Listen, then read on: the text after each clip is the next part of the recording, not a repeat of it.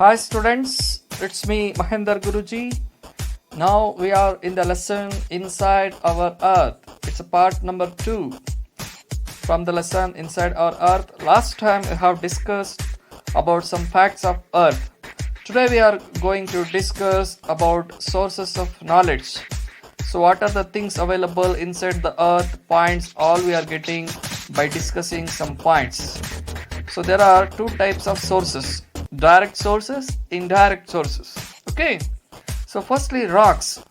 So rocks are visible to us and we can study about that, and it's available in particular things. And surface rocks we get from mining. Through mining we can get rocks. And volcanic eruption also we can study. It produces lava, the percentage of eruption, all we can get knowledge about that. Some indirect sources are there. It's difficult to get the knowledge of this, that they are called as indirect sources, like estimates of temperature, pressure and density. It's very difficult to study or investigate of these things because this all keep on changing day to day, time to time. Okay, that's why. And about earthquake, there seismic space we call in bracket, that is what, because of some water bodies and solid bodies interior of the earth, they do movement that creates some waves. Because of that abnormal waves, sometimes we get earthquakes. This also, it's very difficult to study about this. That's why it's called as indirect sources. Like that, two types of sources available while getting knowledge of about the earth. Some sources give knowledge to us. Some sources are difficult to understand them, difficult to study them.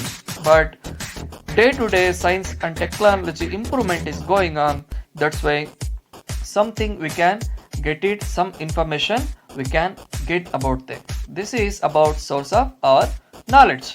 Let us go to next point, that is about Earth.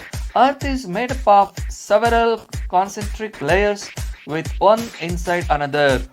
It means the earth having so many layers. Okay, how the onion piece, you can observe the picture, each layer having hold together, like that earth also, that layers also all comes together, it looks one. Next point is interior structure of the earth. What is the interior structure? There are three layers you can observe in structure. One is crust, next one is mantle, next one is core. Core is divided into two parts: inner core, outer core. I'm going to explain with picture. See, observe, the upper layer of the earth is called crust. Below the crust we can observe one layer that is called mantle, and below the mantle we can see some depth of that is called core. There are two types of cores are there. One is outer core, one is inner core. Okay, you can observe in your textbook also. Next is the radius system of the earth, means each interior part, how much kilometer distance is there between. First layer, upper layer is the crust, that occupy around 30 to 40 kilometer.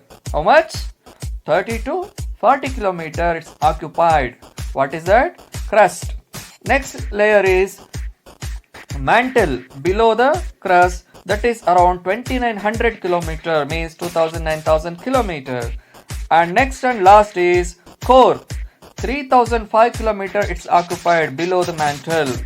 Okay, totally we can get the same number, 6000, around 400 kilometer. Okay, this is not particular number, this is approximately, because we don't know how much properly or particularly, because it's very difficult to get it. Clear? Let us discuss more deeply about crust, one of the layer, uppermost layer over the earth's surface, and it is thinnest of all the layers. If compared to other layers, this is called very thinnest, and occupy around 1% of the earth's volume. Okay, thinnest body is only 1%. There are two types of crust: continental crust, oceanic crust. Okay, continental crust means what? Oceanic crust means what? Let us go. We can observe some number. I will explain this with picture. Come on. See the continental earth, or sorry, crust. Continental crust means it's a land, it's a solid area. Oceanic crust means it's a water body. Ocean deeply, how much you go shallow, that is so much kilometer shallow is there, that is called oceanic crust. Okay, now come back to the picture again. Consists of, see, continental crust is around 35 to 40 kilometer. It having, what are the things available inside the continental crust? Silica, alumina. Okay, and first two letters of the two words become Sial. Si means silica, Al means alumina. Here ocean crust, I shown ocean, shallow, only 5 kilometer. There are two things available, silica and magnesium. That's why it's become Sima. So Sial and Sima. Sial continental, Sima ocean. Keep in mind. Okay, so let us go for next information. You can observe in your textbook also this picture. Continental crust, continent, ocean, oceanic crust. Continental crust you observe around 30 to 40 kilometer, means solid body, hills, mountains, land, that all comes, that is around 30 to 40. See, in ocean, because it's shallow, that only occupy around 30 to 30 kilometer to 35. Afterwards, just 5 kilometer, you can see the crust or the thinnest, only 5 kilometer available. So after crossing this, what you can see, you can go to another layer, that is called mantle.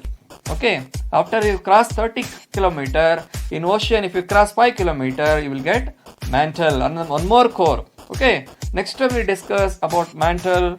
Complete the homework. If you have any doubt, message me. I will reply you. Thank you so much.